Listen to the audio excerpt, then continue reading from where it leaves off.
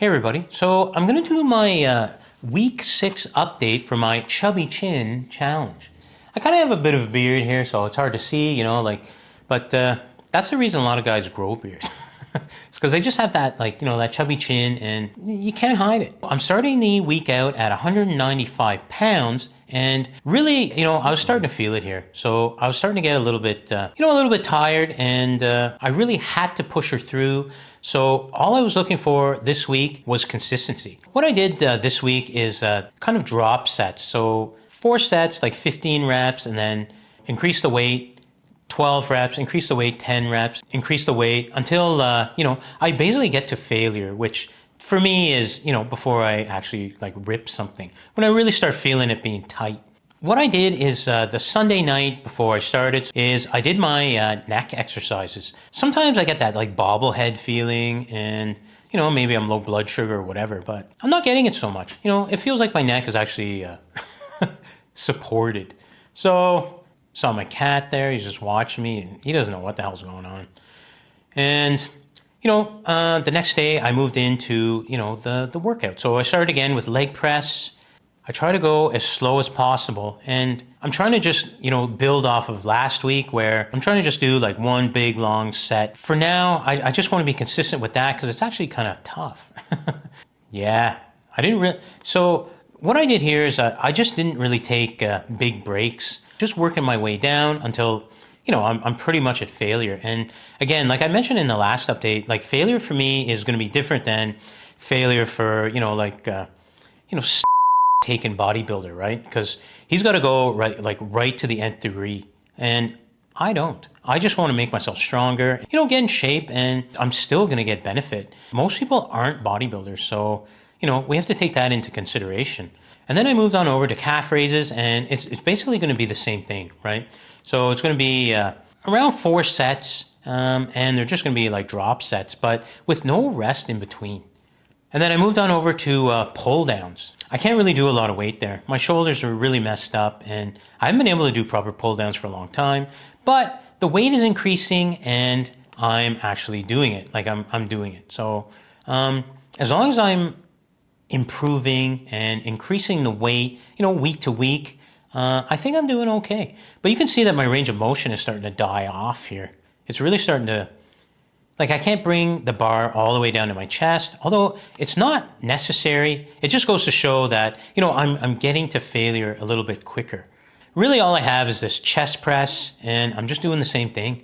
Again, failure for me is going to be different because I kind of have, there's something wrong with my shoulder. It's weak. I have to pay attention to that. So it's getting better, but it's still weak. One thing I haven't stressed enough is that I'm always hydrating. Not between sets, but between exercises. And you can see it here. I'm just going to walk over and get some water. No big rush. And, it kind of gives me a bit of a view of my my backside and see if I'm actually leaning out at all. So I've done the big muscle groups and I just moved over to the full crunch. And I like doing these on the first day because it kind of engages everything and it's like a big warm up. I don't want to overdo the amount that I do because I don't want to end up with like a hernia or something. I really feel it in my sternum and, I don't want something to pop, right? Because it can happen. You can get hernias and you can see there that I'm stretching it out because I'm feeling it. I move over to the overhead shoulder press. Now I'm doing it Arnold style here. I want to give it as much, twisting as I possibly can. And then I went over to my forearms again. And, it's a little bit harder when you do them sitting down. Sometimes I do them standing up. And of course, back on the recumbent bike and doing my neck stretches. And here I'm just doing my posing. And you can see I still got a chubby chin, right? So I got a ways to go. Okay, so just moving on over to day 2, and I'm still splitting the legs up. I didn't want to do an all leg day yet. I just want to save that, maybe, for week 9 or something like that. But I really have to feel good about it, and I haven't been yet. I just wanted to make sure that I'm giving my legs enough time to just kind of recover because I don't want to hurt them. I don't want to injure anything. So it's the same process. I'm going 4 sets with very little rest in between. And I'm just increasing the weight as I go with every subsequent set and until I get to about failure. So I did the hamstring machine and then just moved over to the tricep pull down with the rope. Now it's just a little bit different than doing like a push down. Essentially it's a push down, but it targets the muscle a little bit differently. Now I'm not a like a kinesiologist, so I don't know exactly what it does, and I'm not going to try and convince you that you should do things this way or that way. All I'm showing you is what I'm doing for myself, and it just changes it up a little bit, and there's nothing wrong with that. This one here, I wanted to separate it from the other leg exercises, but it's feeling good. And the reason I want to do that is because my knee kind of hurts. There's something about the left side. I have to pay attention to that, and really I'm just going to do it slow and strengthen it all up. And then I moved over to these hammer curls. It's an arm exercise, right? Like you're doing the arms, which I think is the brachialis, something like that. I'm a little rusty on my anatomy knowledge. Any exercise is a good exercise for the arms, right? And then I moved on over to the lateral raises. They're feeling a little rough. So I have to take it easy, and that's the way it goes for me, for my personal situation. So basically for the lateral raises, what I did is I started a little bit heavier, and I just worked my way down like one big drop set. I went over to these oblique exercises here. I can do the max amount of weight. They only have 40-pound dumbbells, but I mentioned it before. I'm pretty sure you can just do it with no weight. And I think I supersetted them here with shoulder shrugs. I just didn't take big breaks in between sets. And of course, on the recumbent bike, I just did 100 calories. And my neck exercises. Now, day 3, I just did stuff up in my room. I have a curl bar upstairs, so what I did is just sort of the same idea upstairs using the curl bar, the easy curl bar.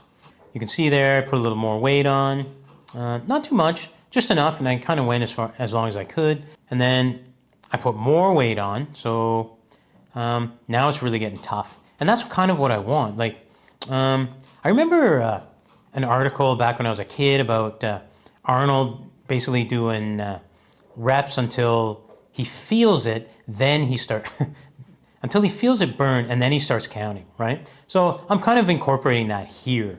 And really it kind of works. Like if you're looking for failure, all you got to do is just fatigue the muscle and then put the weight up a little bit more and then go to failure. And whatever is comfortable failure for you. I'm dropping the weight, slowing it down, like really trying to get that negative. And my arms hurt.